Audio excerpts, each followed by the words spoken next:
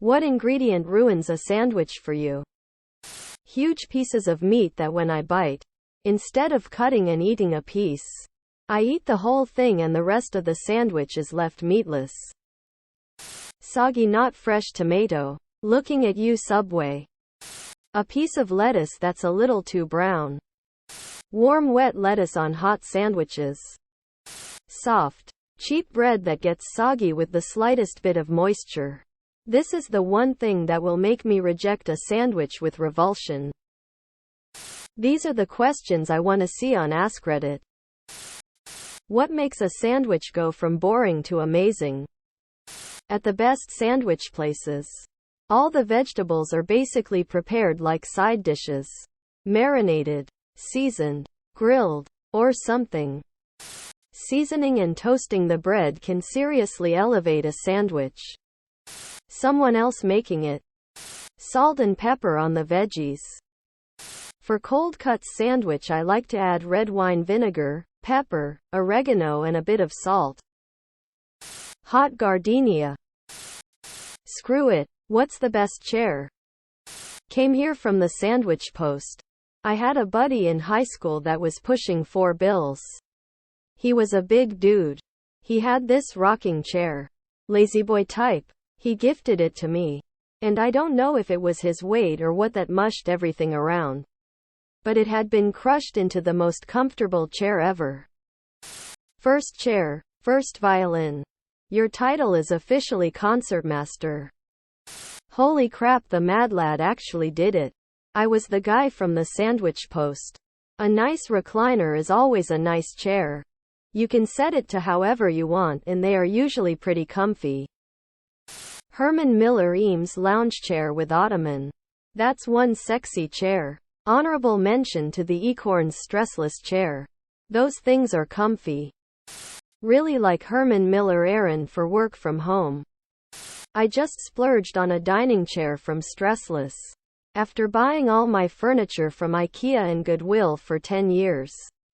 And I feel so good sitting in it. Would you change your job to a bread baker if it paid double your current wage and you'd get training for it? Why or why not? If you offer double my current pay, I'd do just about any job that'll train me lol, so my answer is yes. Hell yeah. I need the dough, so I'll need the dough. Would you change your job to something wholesome, smells wonderful, and pays double? Quote, don't mind if I do. Oh hell yes. I love to bake bread as a hobby. And you wanna pay me a ton of money to do it? And I no longer have to work my other job? Sign me up. Absolutely. I don't think there's any bread bakers that make that much though. I'm already a bread baker. Double wages, please? A UFO appears in front of you. And an alien walks out. They tell you that you can either choose to stay on Earth. Or take the opportunity to travel the universe and learn its secrets. No goodbyes. And you may never return. What choice do you make and why? Yeah, like I'm falling for that a third time. I'm outta here. Depends if the alien looks like E.T. or Predator. I am leaving. So done with this place. I'm traveling. Off I go. I don't have that much going for me here. I'd feel guilty for hurting some people. But I want to know. What are some awful things from the 80s, 90s, and 2000s everyone seems to not talk about? All the teen girls I knew who went to tanning beds regularly. Starting age 14 or so. Glad to see that fall out of style. In high school, 2005-ish, before social media was huge. Trends moved slower and there was a definite point where the hip girls in my city were all trying to look pale, but the girls from the suburbs were still tanning. In the 80s, acid rain, well before Chernobyl even. And there were a lot of bombings by terrorists in Europe. Like IRA, RAF, ETA, ALF. 25 cents per minute long-distance phone calls. The complete devastation caused by HIV, AIDS back in the 80s and early 90s and the state of fear. So many people lived with back then.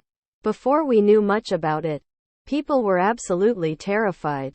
My aunt was washing her dishes with bleach after having guests because she was convinced you could get it from a cup or spoon used by an infected person.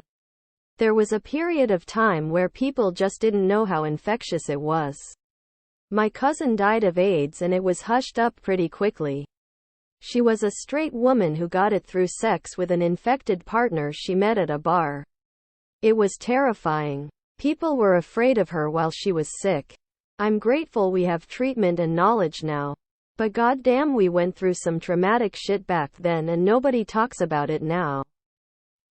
People smoked cigarettes indoors. Everywhere. A ton of serial killers were active in the 80s. Eastern Europe did not have a good 90s. What ruins a TV series for you? Reboots written by people who don't understand the characters. Netflix canceling it out of nowhere usually. Characters that do not make realistic decisions. And when there are no real consequences for characters who make bad decisions. Two things.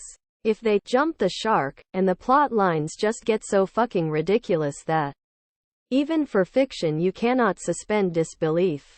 When they just milk the fuck out of it and run it into the ground with prequels, sequels, and offshoots. It's not the idea of making more series to build a universe, it's that most of the shows tend to suffer because the creative staff is being pulled in so many directions. Looking at you. Sons of Anarchy, Kurt Sutter, and Yellowstone, Taylor Sheridan. The super smart kid that talks like an adult thing that so many horrible sitcoms do. When the story gets too outrageous. Like I watched a show about LAPD cops and they ended up going to Mexico to take down a drug lord. I'm like, WHAAA? Why would the LAPD do that? Lol. Subscribe, my brothers.